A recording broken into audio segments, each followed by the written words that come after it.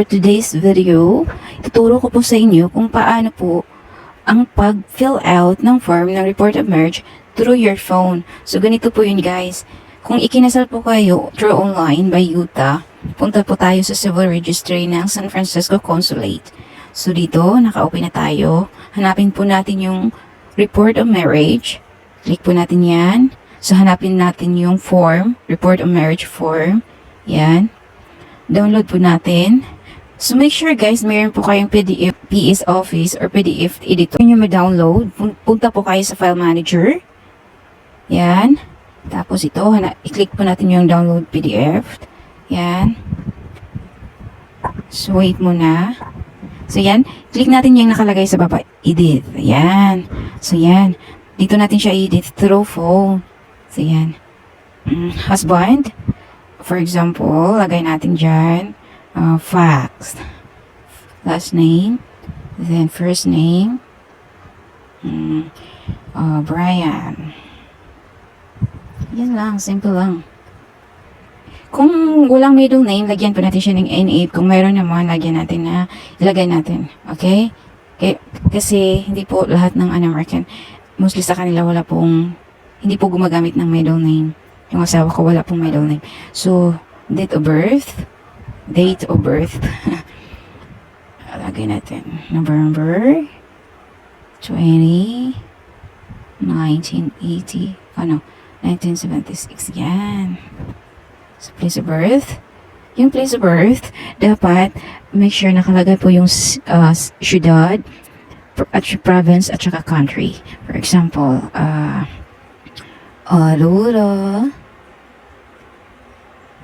Yan po yung state. Nilagay po natin yung province, Illinois, then country, USA.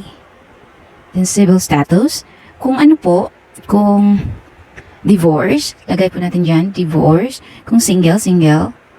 Okay, divorce. Yan. Kung annulled. Citizenship, lagay natin American, or kung anong klaseng citizenship yung asawa niya. Dito naman sa naturalized, date and place of registration, lagay po natin yung in A, kasi hindi po naturalized yung asawa natin. In A. Not applicable. Yung sa religion naman, kung walang religion, hindi po kasi lahat ng American may religion. Kung walang religion, lagyan lang natin ng NA. Kung mayroon naman, lagyan din natin. So, Catholic. Yan. So, dito, punta tayo dito sa wife. Tapos na tayo sa ano. So, wife and maiden information. Okay, so lagay natin. De la Cruz. Yan.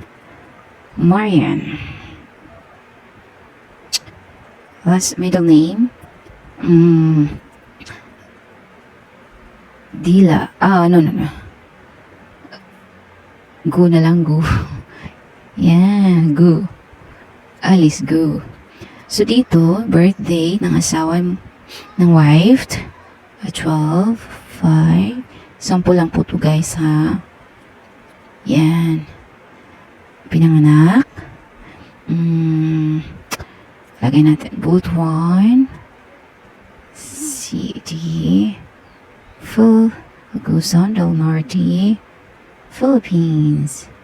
Yan, taas. Civil status, kung single, lagay natin single. Basta magkalimutan, divorce, and all. Okay. Dito, lagay natin Filipino, not Filipina guys, Filipino. Tapos dito sa naturalized, lagay natin NA, not applicable. Sa religion, lagay natin Catholic. Para madali. Okay, so dito naman tayo sa details of foreign marriage. Kung saan po, kung pizza po ng iyong kasal. So, lagay natin March, sample, 15, 2015. Okay, so place of marriage. Kung online marriage through Utah, so lagay po natin yan. Provo. So, Provo kasi po yung Utah. Provo, Utah. Utah. Ano ba? Dapat small letter lang. Utah, USA. Yan. Name of witness. So, Marites. Si Marites yung witness natin. Marites Tess.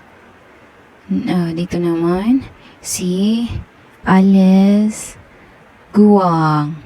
Guwang yan. So, dito sa name of officiating, so name po sa nagkasal ninyo, so lagay natin Alex Frecht.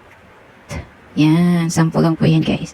So, yung title or office of solemnizing official, so lagay natin Deputy Clerk. Guys, sample lang po to guys ha. So, punta naman po tayo dito sa details of ascendance. So, yan. Ano ba to?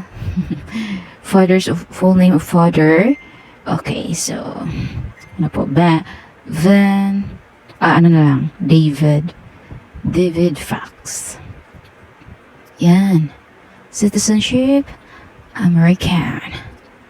Mother's maiden name,